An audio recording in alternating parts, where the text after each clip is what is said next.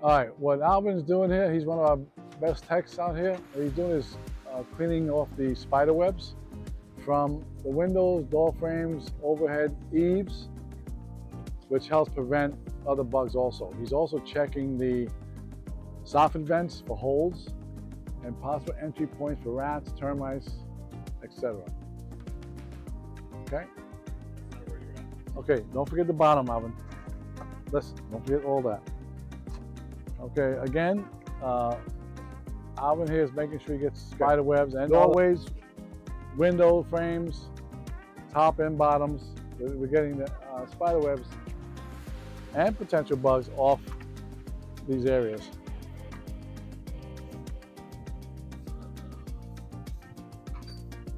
I wonder how long we had this account, because all that shit should be off. Okay, all right. Again, Alvin's getting the spider webs and potential bugs off the windowsills. He's also checking the soffit vents. Also looking at areas he can treat to keep the bugs from getting into the house. Alvin, don't forget the bottom. There you go. Okay.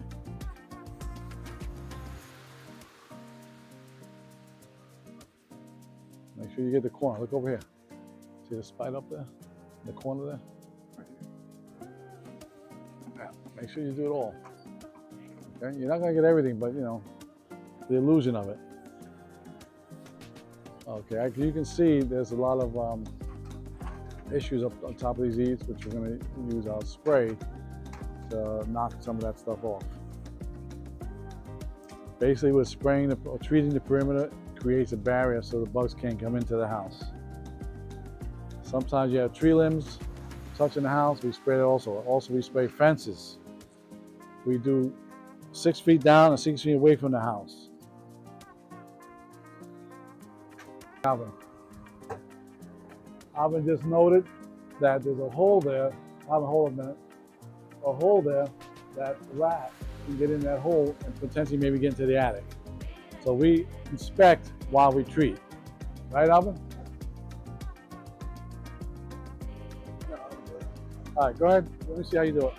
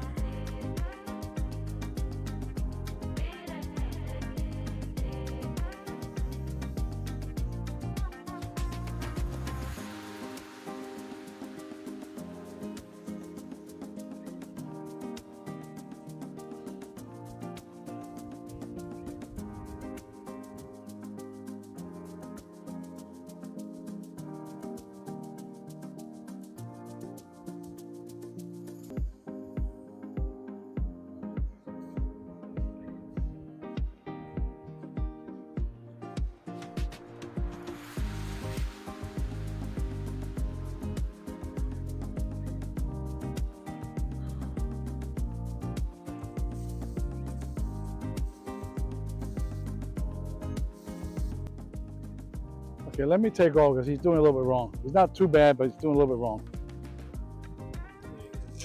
Yeah. First, you got too much pressure. Okay, you're gonna pull enough hose so you know you can get around the corners without rubbing the hose against the wall. I always like to wet the hose down to make it more slippery. I always watch the hose, make sure I'm not taking out any sprinkler heads.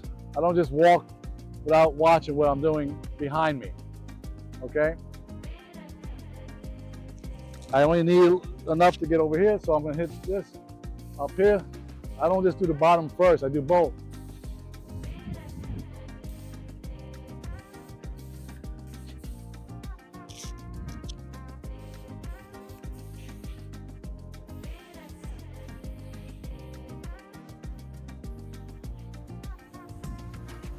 Being careful with the wind so it doesn't blow back in my face or hit the windows. Okay, I can drop some of it. Also, I'm inspecting while I'm treating for possible ants along the pavers and the cracks. I'm hitting those also. I'm always inspecting while I'm treating.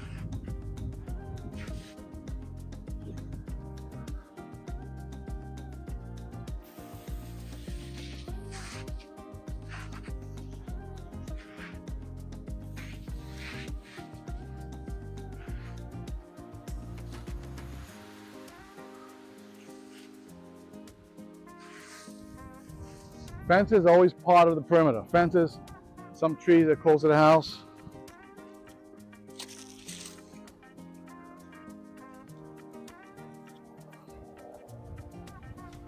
Always looking.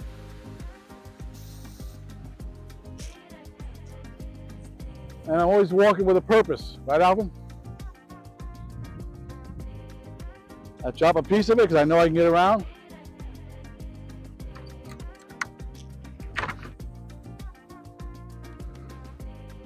To me, the fences are part of the perimeter, which most companies don't do that. We do because we're better than most companies. So you spray both at the same time. Now I have enough, I'm going to drop a little bit. I'm going to keep the rest with me. Always inspecting while I treat.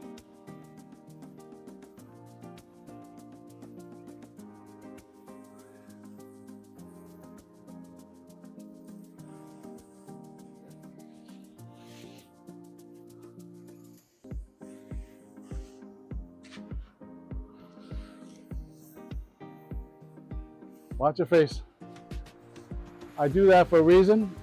I always want to watch the wind in case the customer or another person, the wind doesn't carry my product into their faces. So move over, come this way, Abba. Because the wind is blowing that way. Okay, you gotta be careful.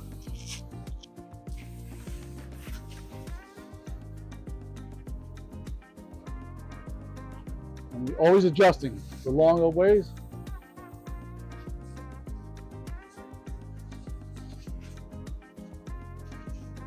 again, I'm always hitting the fences. Also, that's attached to the house. Okay? Around a place like this, I'm going to get, because to me, that's a potential bug problem or bug issue. The trees close to the house, the bushes close to the house, I'm going to get that as part of the perimeter.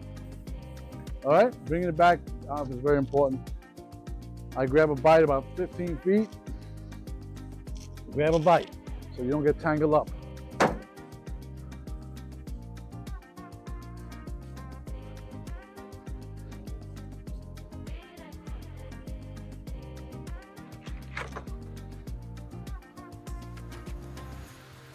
Always looking back to make sure you don't take out a pool pump, sprinkler head, or whatever. I'm halfway back. I know there's no obstacle. I drop it. Sometimes I wet it. I'm also looking at the driveway, make sure no ants coming through. We turn off the pressure before we turn off the motor. Is that what you did? The pressure first, then the motor. Where's your rag? This rag should be wet. All these damp, it's not. But it should be wet. And you're gonna keep that hose off you. When you're watching the hose, make sure you don't get yourself dirty. When you're watching the hose every now and then, make sure you don't take out a sprinkler head, pool pump, whatever. You gotta keep the hose away from me, and I have a rag to not only clean the hose, it keeps my hands clean.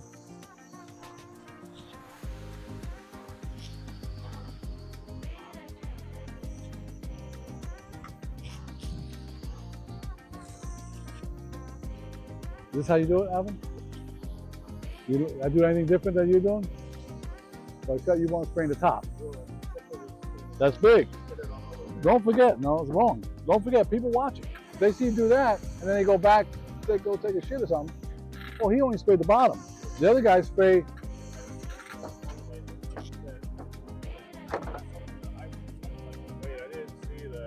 Happens all the time. Don't ever pull in the driveway unless you absolutely have to. This is where you line up. You have a 50-foot hose. You have it's working. It's good. Yes, you get in position, and you actually still too far. You got to be right here. Okay.